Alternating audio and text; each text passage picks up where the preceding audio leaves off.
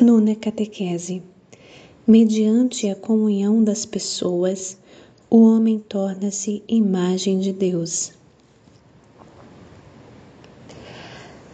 Seguindo a narrativa do livro do Gênesis, verificamos que a definitiva criação do homem consiste na criação da unidade de dois seres.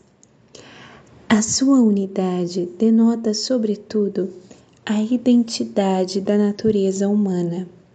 A dualidade, porém, manifesta o que, com base em tal identidade, constitui a masculinidade e a feminilidade do homem criado.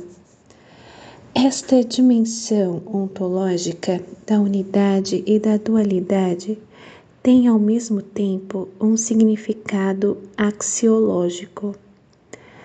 Do texto de Gênesis 2:23 e de todo o contexto, resulta claramente que o homem foi criado como um especial valor diante de Deus. Deus, vendo toda a sua obra, considerou-a muito boa, mas também como um especial valor para o próprio homem. Primeiro, porque é homem. Segundo, porque a mulher é para o homem e vice-versa, o homem é para a mulher. Enquanto o capítulo 1 do Gênesis exprime este valor em forma puramente teológica e indiretamente metafísica, o capítulo 2, pelo contrário, revela, por assim dizer, o primeiro círculo da experiência vivida pelo homem como valor. Esta experiência está inscrita já no significado da solidão original e depois em toda a narrativa da criação do homem, como macho e fêmea. O texto conciso de Gênesis 2:23, que encerra as palavras do primeiro homem à vista da mulher criada, dele tirada, pode ser considerado o protótipo bíblico do Cântico dos Cânticos. E se é possível ler impressões e emoções em palavras tão remotas, poder-se-ia também correr o risco de dizer que a profundidade e a força desta primeira e original emoção do homem macho diante da humanidade da mulher e ao mesmo tempo diante da feminilidade do outro ser humano parece alguma coisa única e impossível de repetir. Deste modo, o significado da unidade original do homem através da masculinidade e da feminilidade exprime-se como superação da fronteira da solidão e ao mesmo tempo como afirmação, quanto a ambos os seres humanos, de tudo que na solidão é constitutivo do homem. Na narrativa bíblica, a solidão é caminho que leva àquela unidade que, segundo o Vaticano II, podemos definir como uma communio personarum.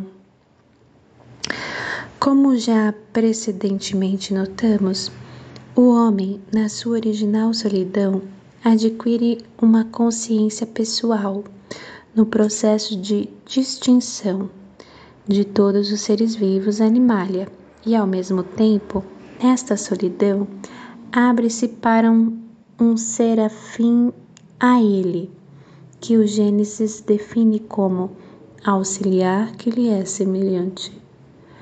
Esta abertura não é menos decisiva para o homem enquanto pessoa.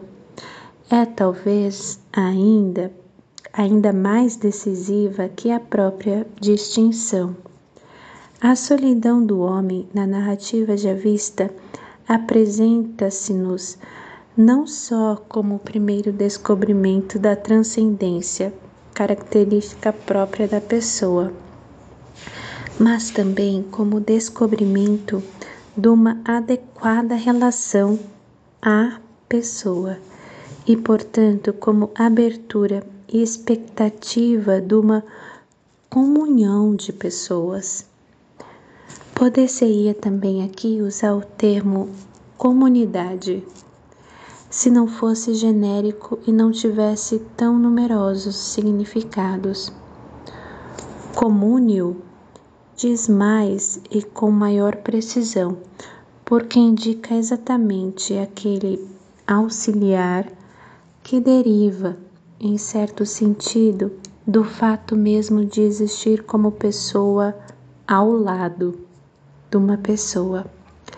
Na narrativa bíblica, este fato torna-se eu ipso de per si, existência da pessoa para a pessoa. Uma vez que o homem, na sua solidão original, estava, em certo modo, já nesta relação. Isto é confirmado em sentido negativo precisamente pela sua solidão.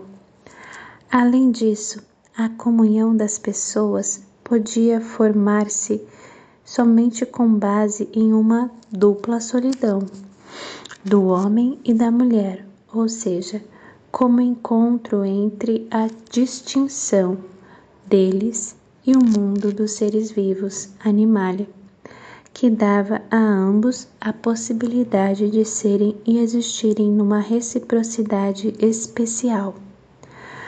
O conceito de auxiliar exprime também esta reciprocidade na existência, que nenhum outro ser vivo poderia assegurar. Indispensável para esta reciprocidade era tudo o que era constitutivo na formação das bases para a solidão de cada um deles, e, portanto, também o autoconhecimento e a autodeterminação, ou seja, a subjetividade e a consciência do significado do próprio corpo. A narrativa da criação do homem, no capítulo 1, afirma desde o princípio e diretamente que o homem foi criado à imagem de Deus enquanto macho e fêmea. A narrativa do capítulo 2, pelo contrário, não fala da imagem de Deus, mas revela de modo que lhe é próprio, que a completa e definitiva criação do homem, submetido primeiramente à experiência da solidão original, se exprime em dar vida àquela communio personarum que o homem e a mulher formam. Deste modo, a narrativa já vista adapta-se ao conteúdo da primeira narrativa. Se, vice-versa, queremos tirar também da narrativa do texto já vista o conceito de imagem de Deus, podemos então deduzir que o homem se tornou imagem e semelhança de Deus não só mediante a própria humanidade, mas ainda mediante a comunhão de pessoas que o homem e a mulher formam desde o princípio. A função da imagem está em espelhar aquele que é o modelo, reproduzir o seu protótipo. O homem torna-se imagem de Deus não tanto no momento da solidão, quanto no momento da comunhão. Ele, de fato, é desde o princípio não só a imagem em que se espelha a solidão de uma pessoa que governa o mundo, mas também e essencialmente imagem de uma imperscrutável comunhão divina de pessoas. Deste modo, a segunda narrativa poderia também preparar para a compreensão do conceito trinitário da imagem de Deus. Embora esta apareça apenas na primeira narrativa, isto obviamente, não é sem significado também para a teologia do corpo. Antes, constitui mesmo talvez o aspecto teológico mais profundo de tudo o que se pode dizer acerca do homem. No mistério da criação, com base na original e constitutiva solidão do seu ser, o homem foi dotado de profunda unidade entre aquilo que nele, humanamente e mediante o corpo, é masculino, e o que nele, não menos humanamente e mediante o corpo, é feminino. Sobre tudo isto, desde o princípio, desceu a bênção da fecundidade, unida à procriação humana. Deste modo, encontramo-nos quase na medula mesma da realidade antropológica que tem por nome corpo. As palavras de Gênesis 2:23 falam disso diretamente e pela primeira vez nos seguintes termos: osso dos meus ossos e carne da minha carne. O homem macho pronuncia estas palavras como se apenas à vista da mulher pudesse identificar e chamar pelo nome aquilo que de modo visível os torna semelhantes um ao outro e ao mesmo tempo aquilo em que se manifesta a humanidade. À luz da precedente análise de todos os corpos com que o homem entrou em contato e definiu conceitualmente, dando-lhes o nome, animalia, a expressão carne da minha carne adquire exatamente este significado. O corpo revela o homem. Esta fórmula concisa contém já tudo o que poderá algum dia dizer a ciência humana sobre a estrutura do corpo como organismo, sobre a sua vitalidade, sobre a sua particular fisiologia sexual, etc. Nesta primeira expressão do homem macho, carne da minha carne, está também incluída uma referência àquilo em virtude de que esse corpo é autenticamente humano e, portanto, aquilo que determina o homem como pessoa, isto é, como ser que mesmo em toda a sua corporeidade é semelhante a Deus. Encontramo-nos, portanto, quase na medula mesma da realidade antropológica, cujo nome é corpo humano. Todavia, como é fácil observar, essa medula não é só antropológica, mas também essencialmente teológica.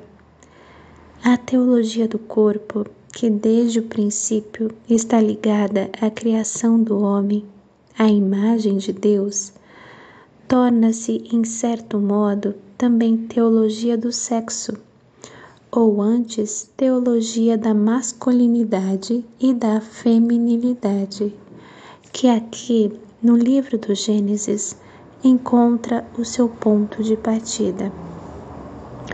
O significado original da unidade, testemunhada pelas palavras do Gênesis 2:24, terá uma perspectiva ampla e de longo alcance na revelação de Deus. Esta unidade através do corpo, e os dois serão uma só carne, possui uma dimensão múltipla, dimensão ética, como é confirmado pela resposta de Cristo aos fariseus em Mateus 19, Marcos 10, e também uma dimensão sacramental, estritamente teológica, como é comprovado pelas palavras de São Paulo aos Efésios, que se referem também à tradição dos profetas, Oséias, Isaías e Ezequiel. E é assim porque aquela unidade que se realiza através do corpo indica, desde o princípio, não só o corpo, mas também a comunhão encarnada das pessoas. Communio personarum, conforme essa comunhão desde o princípio requer. A masculinidade e a feminilidade exprimem o duplo aspecto da constituição somática do homem. Esta é o osso dos meus ossos e a carne da minha carne. E indicam, além disso, por meio das mesmas palavras do Gênesis 2:23, a nova consciência do sentido do próprio corpo, sentido que se pode dizer consistir num enriquecimento recíproco. Precisamente esta consciência, através da qual a humanidade se forma de novo como comunhão de pessoas, parece constituir a camada que na narrativa da criação do homem e na revelação do corpo nela incluída, é mais profunda que a sua própria estrutura somática como macho e fêmea.